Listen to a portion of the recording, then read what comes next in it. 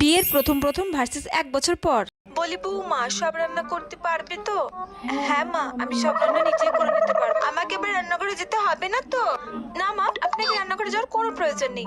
আমি নিজে নিজে সব রান্না করে নিতে। বাহ, খুব ভালো। আমার মা বাবা বিয়ের আগে আমাকে বলেছিল, যেমন ভাবে নিজের বাবা মাকে ভালোবাসো সেই রকম করে শ্বশুর শাশুড়ি মাকেও ভালোবাসবে। আমি তাহলে রান্নাটাকে বসিয়ে দিই।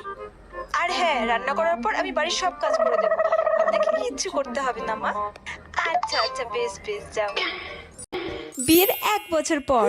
বলি বৌমা, আজকে কি কপালে রান্নাটা জুটবে নাকি জুটবে না? সকাল থেকে তো কিছুই খাইনি।